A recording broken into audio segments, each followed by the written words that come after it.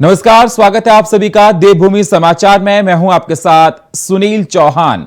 अब होते हैं रूबरू आज की महत्वपूर्ण खबरों के साथ।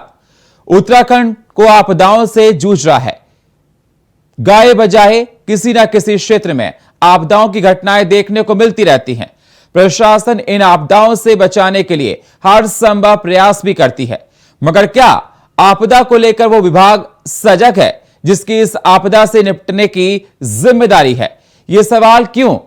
तो ये इसलिए क्योंकि उत्तराखंड सरकार के दिग्गज और कैबिनेट मंत्री सतपाल महाराज जब बीजेपी प्रदेश मुख्यालय में प्रेस कॉन्फ्रेंस की तो वो खुद मीडिया के सवालों से घिरते हुए नजर आए।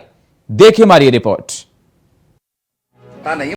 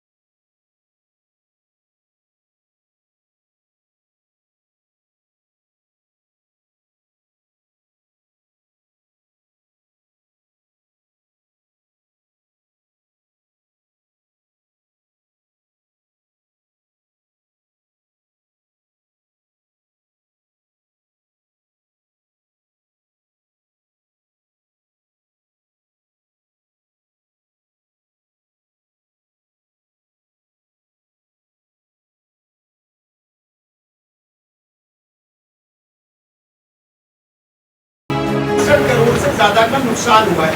ये कैसे पॉसिबल है कि आपके पास आंकड़े नहीं है और आपदा प्रबंधन ये आंकड़े बता रहा है? तो सर कुछ तो आंकड़न आया होगा। नहीं, आंकड़न ऐसा है। मेरा कहने का मतलब यह है कि आपदा प्रबंधन विभाग निरंतर आंकड़े इकट्ठे कर रहा है, तो ये पूरे डे बाय डे आ जाएंगे। तो पूरे आपने जो पूछा है इसका जवाब आपको मिल जाएगा।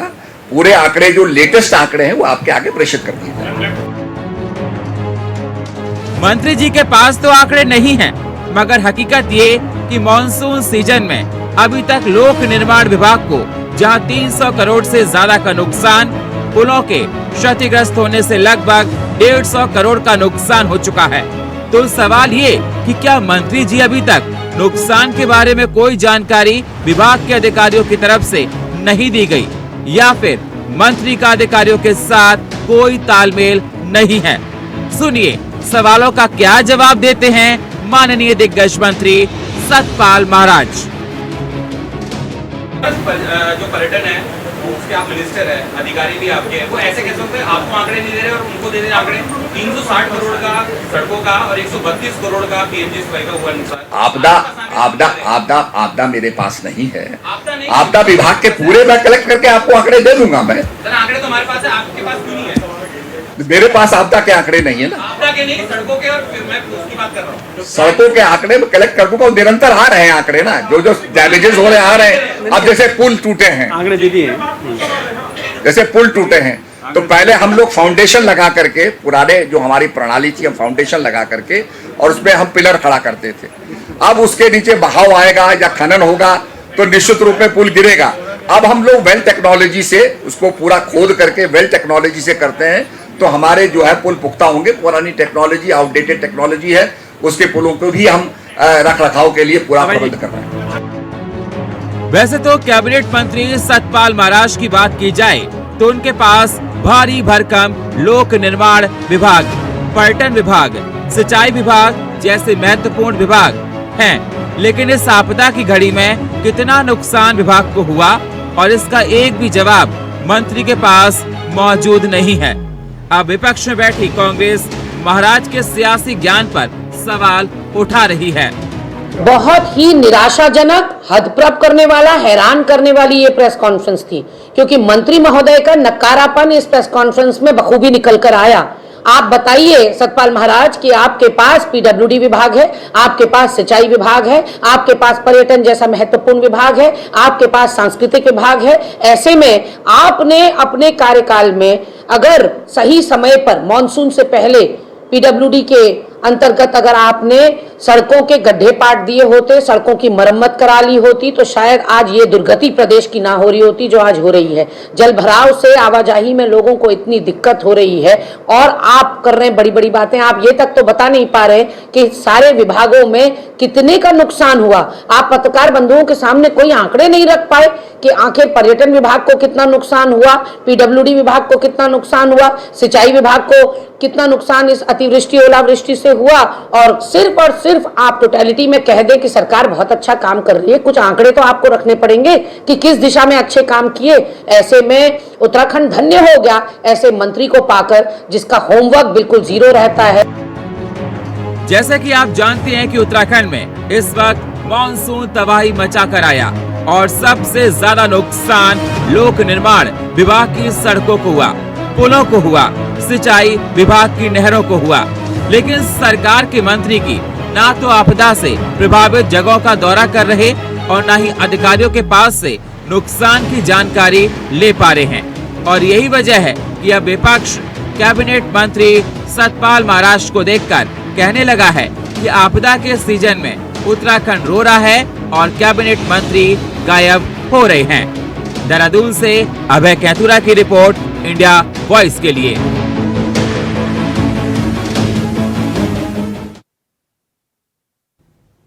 डोईवाला क्षेत्र में बारिश और बाढ़ से हुए नुकसान के बाद अब क्षेत्र की सौंग, सुसवा और जाखन नदी से जहां सुरक्षा के कार्यों में गति पकड़ ली है, तो वहीं पुलों की मरम्मत का काम भी शुरू हो गया है। अब शासन के दिशा निर्देशों के बाद डोईवाला क्षेत्र में मरम्मत और बाढ़ सुरक्षा के कामों को तेज करते हुए पुल और कृषि भूमि को कटान से बचाने के साथ ही एसएसबी और बीएसएफ की सुरक्षा दीवार को बढ़ाने से बचाने के सुरक्षा दीवार बनाने का काम तेज हो गया है। पिछले पूरे एक हफ्ता बारिश का रहा और उससे बहुत नुकसान भी हुआ है। और क्योंकि डोईवाला तहसील ऐसी है कि देहरादून, मसूरी और इधर मालदेवता साइड भी जो भी बारिश होगी उसका प्रभाव यहाँ होता है, क्योंकि नदियाँ सब ये सौंग और सुसवा यहीं आती है, जाखन रिवर यहीं है, तो ये बहुत प्रभावित क्षेत्र है। और यहाँ पर तलहटी का क्षेत्र है तो मलबा भी बहुत आता है, घरों में मलबा भरता है, खेतों में भरता है। तो यहाँ पर कुछ मकान क्षतिग्रस्त हो गए थे, उनका हमने जो मुआवजा है वो दे दिया है। जो मलबा भरा या खेत खराब हुआ जो भी था उसका करवा दिया है। साथ साथ में जो नदी है, नदी अपना सेडिमेंट्स लेके आई हैं तो तल बढ़ गया है। लोगों को खतरा है कि अब डर भी लग रहा है लोगों को कि हमारे घरों तक पानी फिर दोबारा आएगा, तो हम चैनलाइजेशन करवा रहे हैं इस समय। यमुनोत्री मोटर मार्ग कल्याणी के पास पहाड़ी में भारी संख्या में लैंडस्लाइडिंग होने के कारण से रास्ता बंद हो गया है। वहीं पहाड़ से लगातार पत्थर गिर रहे हैं। पत्थर और मलबा गिरने के कारण से सड़क के दोनों तरफ आने जाने वाले वाहनों की कतार लग गई है। यात्रियों को भारी परेशानियों का सामना करना पड़ रहा है। वहीं प्रशासन भी सड़कों को खोलने को लेकर पूरी मुस्तैदी के साथ काम कर रहा है।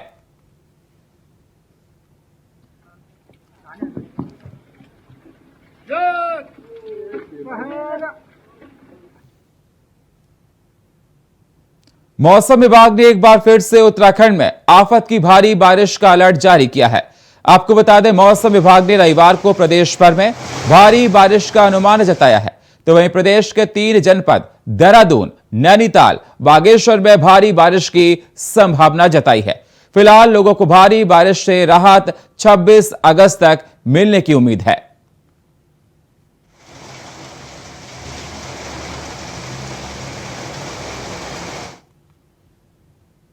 कोटद्वार के सिद्धबली मंदिर पर बने पुल की स्थिति बहुत जर्जर हो चुकी है, जिसका वीडियो सोशल मीडिया पर लगातार वायरल हो रहा है।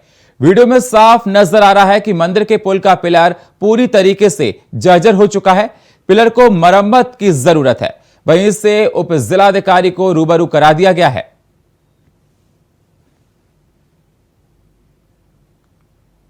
जितने भी लाइन डिपार्टमेंट्स हैं उनको हमने सभी को जो है निर्देशित कर रखा है कि वो तत्काल जो है जो भी आपदा में क्षतिग्रस्त पुल है या सड़क है उसको तत्काल ठीक कराएं। इसी क्रम में पीडब्ल्यूडी के द्वारा जो सिद्धबली वाला हमारा पुल था उसमें कार्य शुरू हो गया है और ये तत्काल इसको तुरंत जो है इसको जल्दी सुरक्षित उसमें आ जाए हमारा वो। कोटद्वार के जितने भी पुल हैं सबकी स्थिति जर्जर हो चुकी है।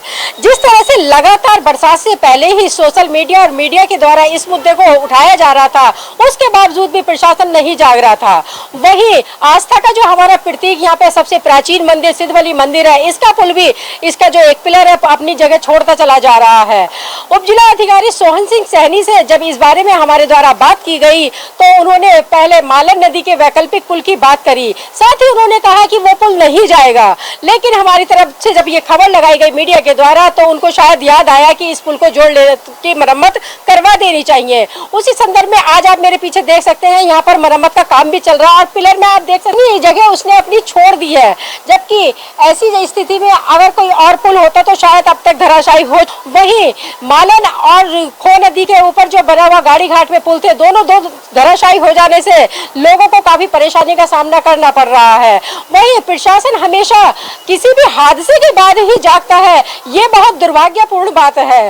जिस तरह से पहले ही ये काम जो होते हैं बरसात के समय पे किए जा रहे हैं, उन कामों को बरसात से पहले ही अप्रैल तक पूरे कर लेने चाहिए, लेकिन प्रशासन हमेशा सिर्फ एक दावे करता है कि हमने बरसात से निपटने के सारे अपने जो हमारे इंतजाम पूरे कर लिए हैं। लेकिन जब बरसात शुरू होती है तो वो कहीं भी ऐसा नजर नहीं आता कि जो प्रशासन के दावे होते हैं वो एक बरसात दो बरसात में ही धराशायी नजर आते हैं।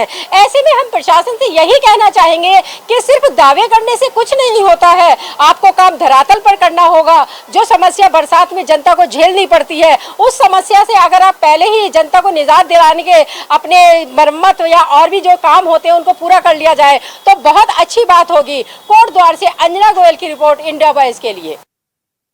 लक्सर शुगर मिल के महाप्रबंधक चीनी एसपी सिंह का भारतीय किसान यूनियन राजनीतिक के राष्ट्रीय अध्यक्ष विकास सैनी और जिला अध्यक्ष सुनील चौधरी ने स्वागत किया। इस कार्यक्रम के दौरान महाप्रबंधक को उत्तराखंड बेस्ट मेल अवार्ड से सम्मानित भी किया गया और उन्होंने कहा प्रदेश की सभी चीनी मिलों में लक्सर शुगर मिल गन्ना भुगतान के मामले में अग्रणी चीनी मिल है। साथ ही कहा कि जब क्षेत्र का किसान बाढ़ आपदा से जूझ रहा था तो उसकी आर्थिक स्थिति भी खराब थी, लेकिन शुगर मिल ने अपना तमाम भुगतान कर किसानों के दर्द को समझा है, इसलिए असली सम्मान के हकदार चीनी मिल है। तो वहीं शुगर मिल के महाप्रबंधक एसपी सिंह ने कहा कि देश में किसानी ऐसे हैं जो अपनी फसल को पहले दे देते हैं और उन्हें पैसा बाद में प्राप्त होता है। मिलना एक बहुत बड़ी बात है और कहीं ना कहीं किसान का दर्द इस लक्सर मिल के जो प्रबंधक हैं सभी ने समझा और किसान का पैसा पूरा उन्होंने दिया। दूसरे मिलों को भी इनसे प्रेरणा लेनी चाहिए और सरकार को भी इस एक जो दूसरे मिल जो किसानों का पैसा रोक के पड़े उनके खिलाफ कार्रवाई होनी चाहिए। मैं तो ये कहना चाहूँगा कि भारत की सभी मिलों को लक्सर मिल से प्रेरणा लेनी चाहिए।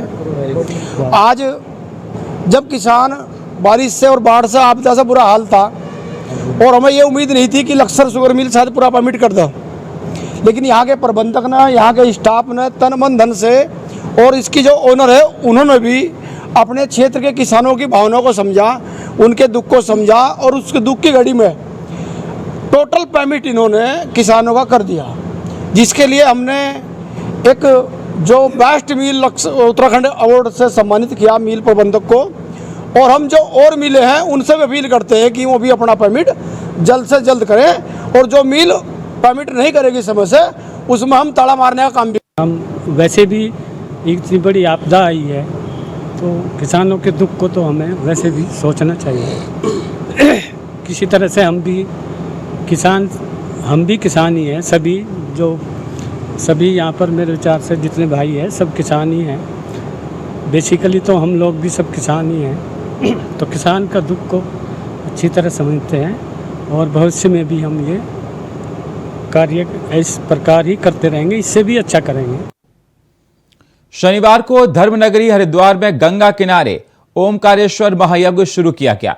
विश्व में सनातन धर्म की पुनर्स्थापना के लिए हो रहे इस यज्ञ को नेपाल के बाल योगी चंद्रदेव महाराज के सानिध्य में आयोजित किया गया है, जिसमें नेपाल से 300 लोगों का दल हरिद्वार प्रवास पर है।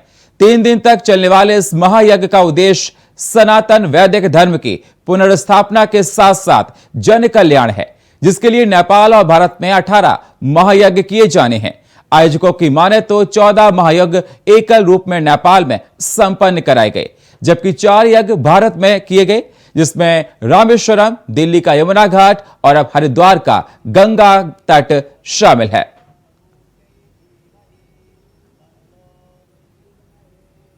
यह ओंकारेश्वर विश्व शांति आध्यात्मिक महायज्ञ का जो अनुष्ठान है, यह सनातन वैदिक संस्कृति का जो यथार्थ रूप है, उस रूप को पुनः धरातल पर उतारने के लिए एक बाल जो गुरु हैं, योगी हैं और एक दिव्य आत्मा है, उनके द्वारा यदि आप देह से देखेंगे तो आपको देह भाव में कुछ ना पल्ले पड़ेगा, पर जब आप आत्मा भाव में उतरेंगे तो आपको दिखेगा कि एक आत्मा की शक्ति से ही दुनिया में बड़े सृजन हो सकते हैं।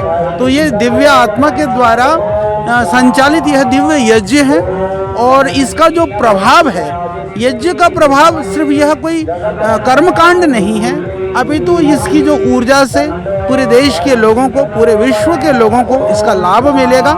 सनातन संस्कृति और वैदिक धर्म की पुनर्स्थापना में यह सहयोगी होगा।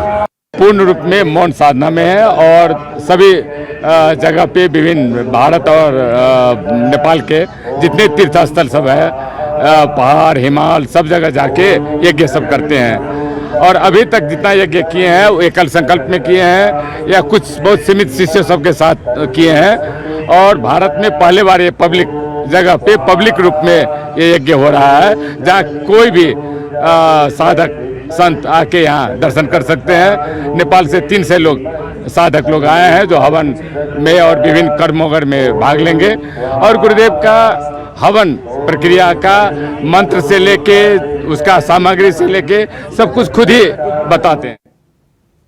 कोर्ट के आदेश के बाद प्रदेश भर में अतिक्रमण के विरुद्ध चलाया जा रहा है, तो वहीं अभियान के तहत एक बार फिर धर्मनगरी हरिद्वार में 3 अवैध मज़ारों पर कार्रवाई की गई।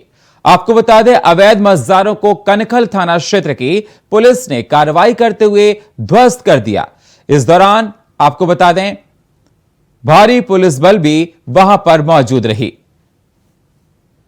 जो अतिक्रमण के विरुद्ध हमारा अभियान चल रहा है माननीय न्यायालय के आदेश अनुसार, उसमें विधिवत तरीके से पूरी कार्रवाई करने के उपरांत उपखंडीय समिति, जिला स्तरीय समिति की रिपोर्ट के बाद और आदेश के बाद हम लोगों ने 2 जगह से 3 अतिक्रमण हटाए हैं, 3 संरचनाएं हटाई हैं और बहुत शांतिपूर्ण तरीके से हुआ है। सबको कॉन्फिडेंस में लेने के बाद हुआ है। यहाँ पे हमारे विभिन्न विभाग के अधिकारी हैं, राजस्व हैं, पुलिस बल है, नगर निगम से MNA साहब हैं और पूरा हमारे जितना भी है, जितने पॉसिबल डिपार्टमेंट्स हो सकते हैं, UPC वगैरह सभी मौजूद। और फिलहाल देवभूमि समाचार में इतना ही। बाकी खबरों के लिए आप बने रहिए इंडिया वॉइस के साथ। तब तक के लिए नमस्कार।